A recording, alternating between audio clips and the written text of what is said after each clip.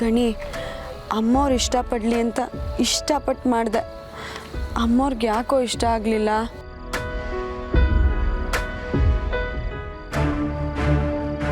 ಏನು ಪಾರ್ವತಿ, ನೀನು ಮಾಡಿರೋ ಅಡುಗೆ ಅಕ್ಕನಿಗೆ ಯಾಕೆ ಇಷ್ಟ ಆಗಲಿಲ್ಲ ಅಂತ ಯೋಚನೆ ಮಾಡ್ತಿದ್ಯಾ?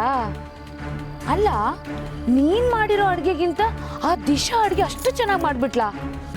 ಹಾಗಾದ್ರೆ ನಿನ್ನ ಅಡುಗೆಲಿ ಏನು ಕೊರತೆ ಇತ್ತು? ತಿನ್ನು ನೋಡಿದ್ಯಾ? ಮತ್ತೆ ತಿನ್ನು ನೋಡತ್ತಾನೆ, ತಿನ್ನು.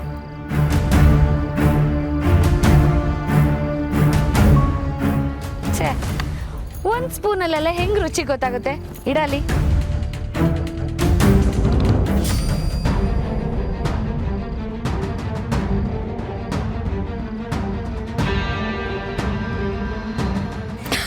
ಗಣಿ ನೀರು. ಅಯ್ಯಯ್ಯೋ, ಖಾರನಾ? ಗಣಿ ನೀರು ಕೊಡು. ಅಯ್ಯೋಯ್ಯೋ, ನಿನಗೆ ಇಷ್ಟೊಂದು ಖಾರ ಆಗಿದೆ ಅಂದ್ರೆ ನಮ್ಮ ಅಕ್ಕನಿಗೆ ಇನ್ನೆಷ್ಟು ಖಾರ ಆಗಿರ್ಬೇಕು. ಅಕ್ಕ, ನೀರು ಕುಡಿದ್ರಾ?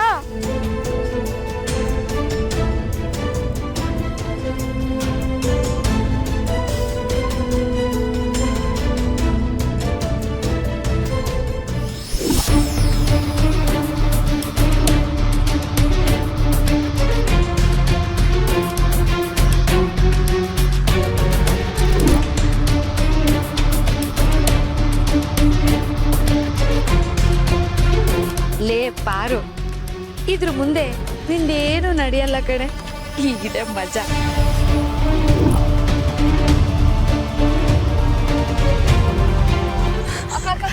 ಅಲ್ಲಿರುತ್ತೆ, ಮಾರಕ್ಕೆ ಹೋಗೋಣ.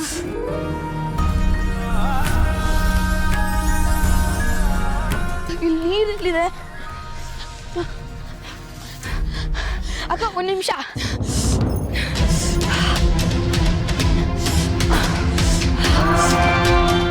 ಅಕ್ಕ, ಇಲ್ಲೋಡಕ್ಕ, ಮಜ್ಜಿಗೆ ಇದ್ದಂಗಿದೆ, ತಗೊಳಕ್ಕ.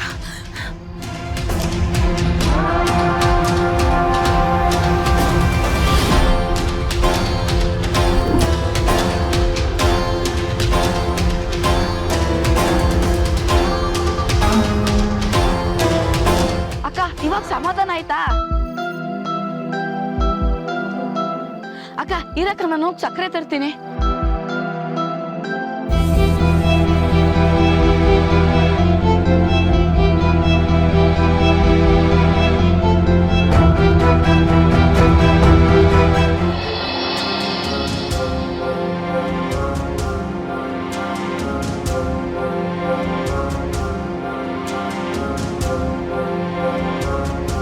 ಎರಡು ನಿಮಿಷ, ಅಮ್ಮ ಬರ್ತಾರೆ. ಬರಲಿ ಬರಲಿ, ಅಮ್ಮವ್ರು ಬಂದರೆ ಖಂಡಿತ ನಮ್ಮ ಪರವಾಗಿ ತೀರ್ಪು ಕೊಡೋದು. ಅದು ಹೆಂಗೆ ಕೊಟ್ಬಿಡ್ತಾರೆ? ನ್ಯಾಯ ನಮ್ಮ ಪರವಾಗದೆ. ನ್ಯಾಯ ನಮ್ಮ ಕಡೆ ಇರೋದು, ತೀರ್ಪು ನಮ್ಮ ಕಡೆನೇ ಕೊಡೋದು.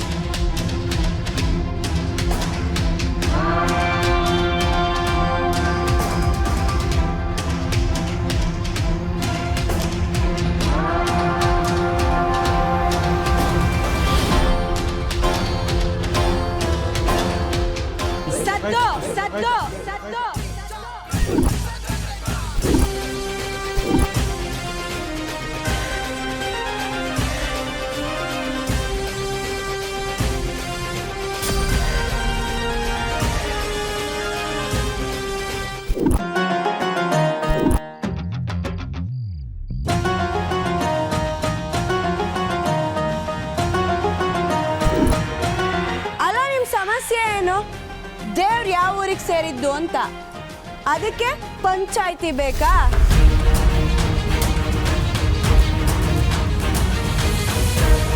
ಕಾರ್ ಯಾರಿಗೆ ಸೇರ್ಬೇಕು, ಮನೆ ಯಾರಿಗೆ ಸೇರ್ಬೇಕು, ಆಸ್ತಿ ಯಾರಿಗೆ ಸೇರ್ಬೇಕು ಅಂತ ದೂರು ಕೊಟ್ಟಿದ್ದಿದ್ರೆ ಹೇಳ್ಬೋದಿತ್ತಪ್ಪ.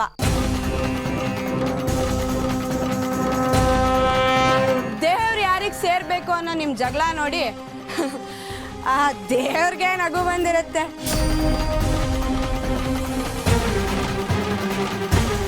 ಏನ್ ಗೊತ್ತಾ, ಆ ದೇವ್ರು ಯಾರಿಗೂ ಸೇರ್ದವನಲ್ಲ, ನಾವೆಲ್ಲರೂ ಆ ದೇವ್ರಿಗೆ ಸೇರ್ದವರು.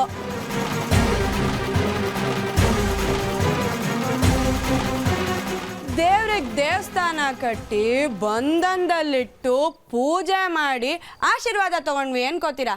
ಆದ್ರೆ ದೇವ್ರಿಗೋಸ್ಕರ ಕಚ್ಚಾಡೋದು ಅವನಿಗೆ ಇಷ್ಟ ಇಲ್ಲ ಅನ್ನೋದು ನಿಮ್ಗೆ ಯಾರಿಗೂ ಗೊತ್ತೇ ಇಲ್ಲ.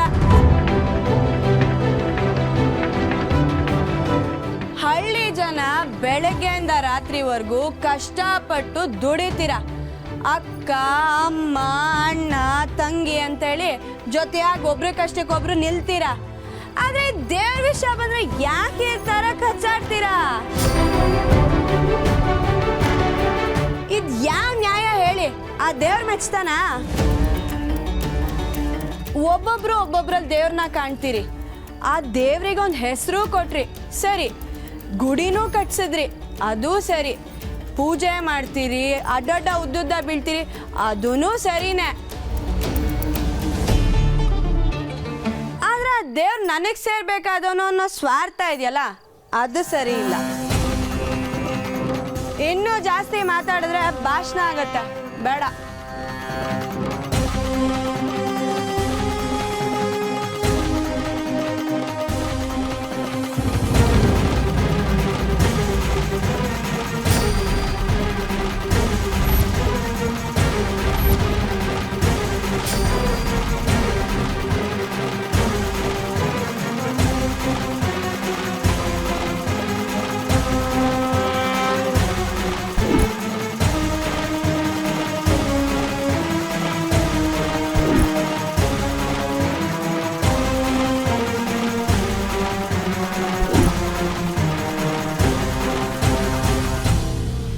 ದೇವಸ್ಥಾನ ಎರಡು ಊರವರೆಗೂ ಸೇರ್ಬೇಕು.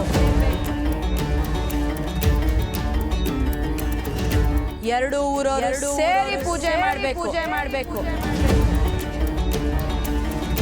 ಇದನ್ನ ನೀವೆಲ್ಲರೂ ಪಾಲಿಸ್ಬೇಕು. ಇದೇ ನಮ್ ತೀರ್ಪು.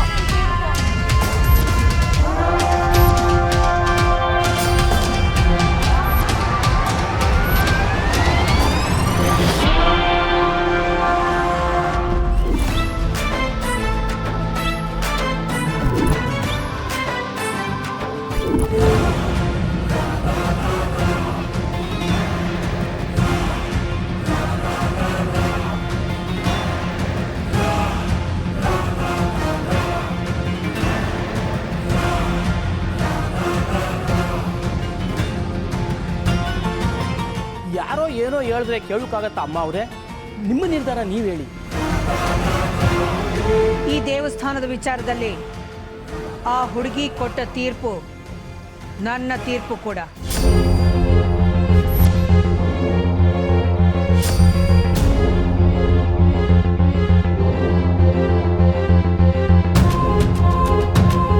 ದಯವಿಟ್ಟು ಎಲ್ಲರೂ ಅದರಂತೆ ನಡ್ಕೊಳ್ಳಿ.